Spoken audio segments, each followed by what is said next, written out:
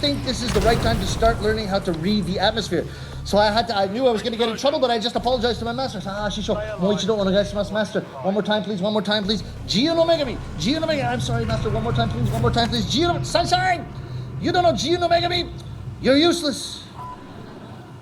That's why he was upset with me. But then it got worse. If he's upset with me, that's fine. He turned to Sandan, my senior. And this Sandan, this older brother storyteller, my senior, he had taught me everything about the apprenticeship. He'd shown me the ropes, as it were. And he turned to him, he said, Sandan, translate. Sandan doesn't speak a word of English.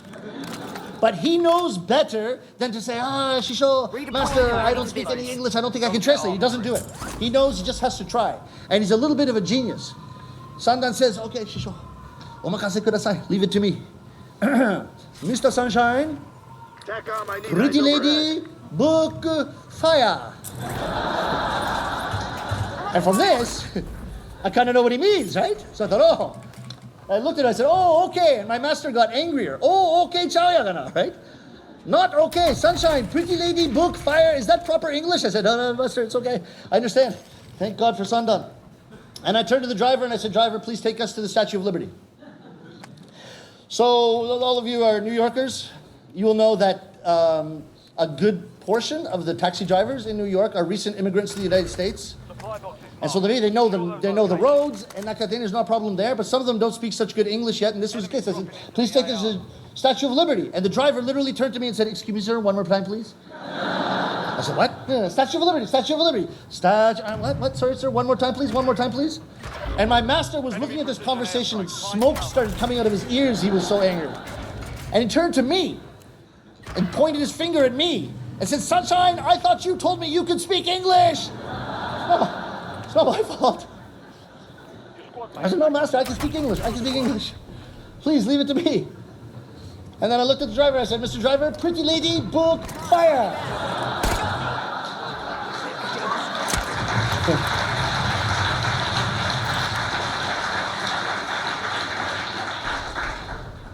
So I said, Statue of Liberty 7 times.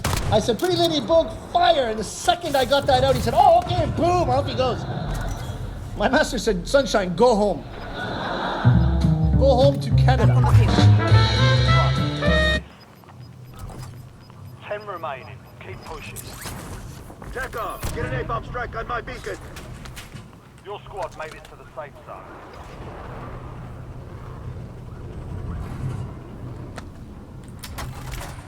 Enemies are dropping into the area. Watch the skies.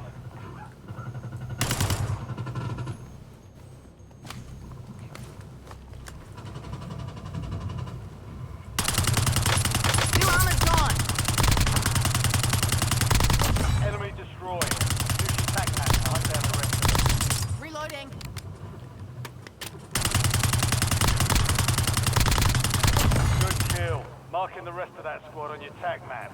Get hunting. Get an LDBR on my mark. Supply cache locations are offline. Contract compromised. You have reinforcements inbound. Last mag. Enemy soldier incoming.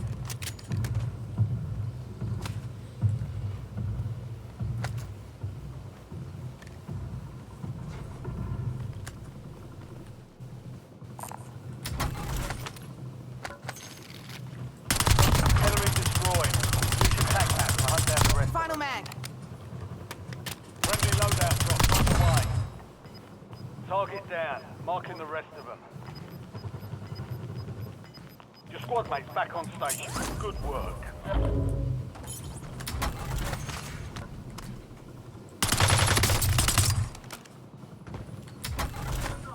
Last mag.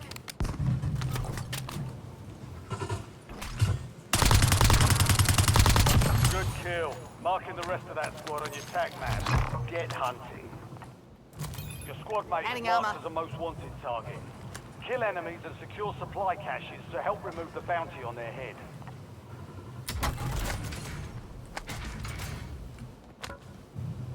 Enemies Switching dropping mags. into the AO. Most wanted contract failed. Your squad mate was KIA. Mark from remaining 5 of them. operators from that squad. Hunt them down. You have reinforcements inbound.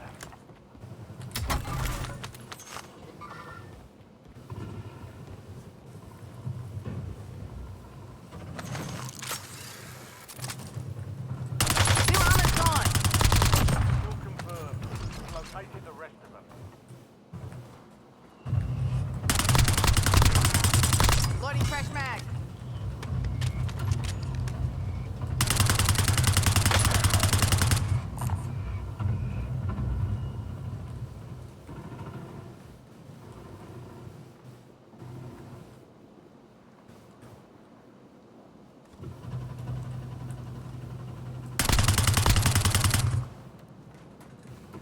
Your squad mate is redeployed.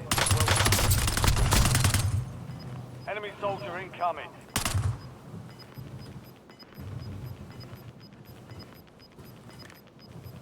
Get your squad to the safe zone. Leave no one behind.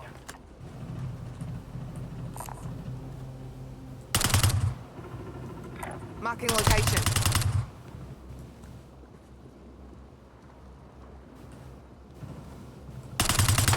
Final mag.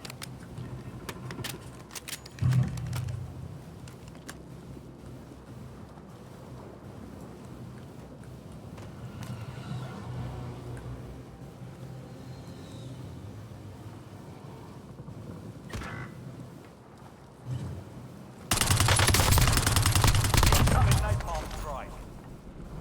Good kill. Marking the rest of that squad on your tac map. Get hunting. It's up.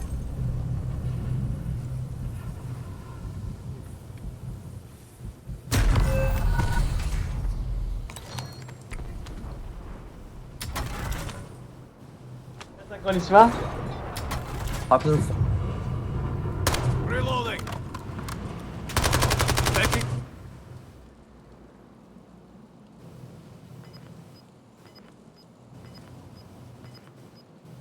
Konnichiwa. Redeployed and ready Getting for another business. chance. Weapons free. Hello? Kujira Nabe.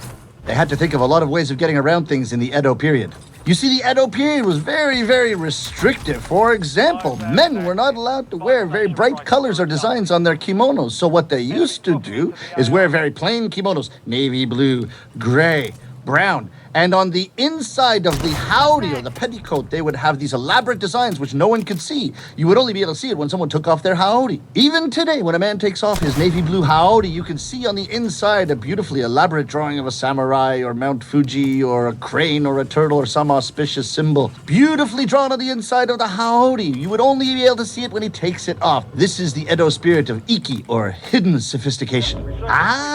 Jinbei-san, I always thought that Japanese culture had so much sophistication because so many of the greatest and most interesting, valuable aspects of Japanese culture, whether it be food or clothing or fashion or anything, are actually hidden from view. And you're telling me that this spirit of Iki was actually born of necessity. You're saying there's actually a reason that everything is hidden. Exactly. This is how so many things got nicknames. Nicknames? Jinbei-san, it's a little bit like Cockney when they say trouble and strife when they really mean wife. Exactly.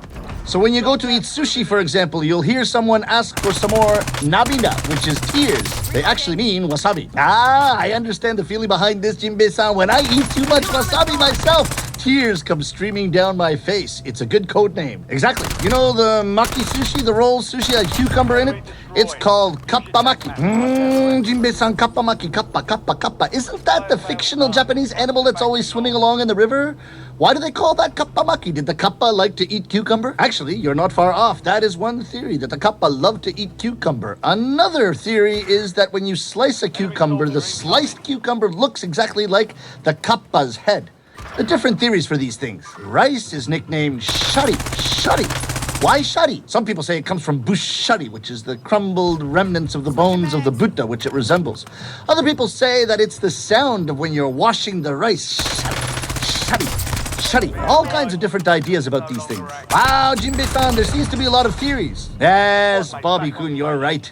There's a saying in Japan, Junin Toiro, 10 people, 10 colors. If you ask 10 people their opinion on something, you will get 10 different opinions. That's very much what it is like when we're trying to think about things like the Edo period and Edo Iki, or the spirit of sophistication. But that's what makes Edo interesting. So Jinbei-san, wait a minute, let me get this straight. So they had sushi in the Edo period, and they also ate wild boar soup, which they called mountain whale soup, and they even ate pigeons, but they didn't have yakitori? Exactly.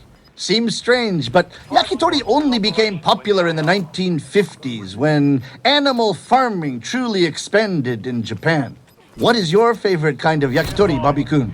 Jinbei-san, now we're getting somewhere. This is a question I love to answer. I know the answer right away.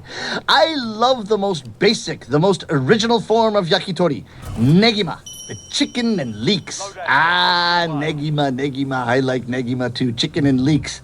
But you say traditional. You have to be careful there as well, Bobby-kun. Because traditionally, negima is not chicken. What? You mean the most basic kind of yakitori is not yakitori at all? Exactly. Well, negi is negi, so that you know that the leeks existed. But between the leeks where we now have chicken, we had something else. I'll give you a hint. The ma of negi ma stands for a food, and it is not chicken. Well, if it wasn't chicken, what was it? Why don't you try to guess?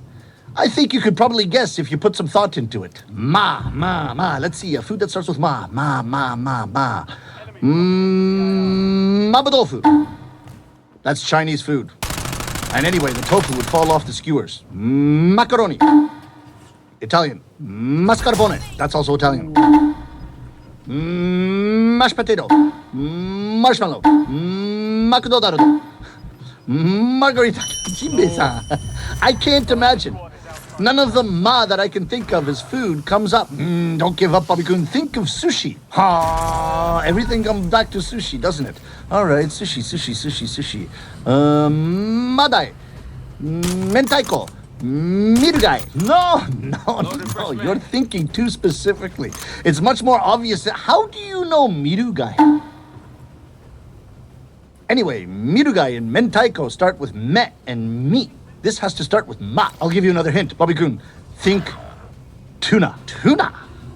Jinbei-san, you're getting way far off here. Tuna starts with T-U. Not even anywhere close to ma. Maguro.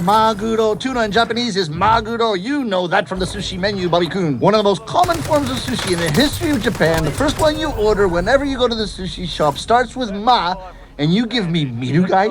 Originally, they used to put leeks, and then tuna, and leeks, and tuna, and leeks, and tuna onto a skewer, and then they used to put it in the nabe, the soup pot, and boil it. So it wasn't even yaki. It was boiled. And they used to call that negima nabe. This got shortened to negima, and at some point it became chicken. Wow, Jinbei-san, fascinating things happen in Japanese culture, don't they? Tunas become chickens. Well, I wasn't saying that a tuna actually became a chicken, but the skewers got that way somehow. Jinbei-san, this is fascinating. Are there any other yakitori nicknames I should know? Lots. Do you know Hatsu? Jinbei-san, I love Hatsu. Heart, right? Heart becomes Hatsu in Japanese. I think you also call it Shinzo, don't you? Yes, exactly. Call it Shinzo, you also call it Kokoro. Wow, Jinbei-san, that's fascinating. You say Hatsu, which is heart, which comes from the English, and then you say Shinzo, which sounds like a medical term for heart, and then you say Kokoro, which is more the spirit.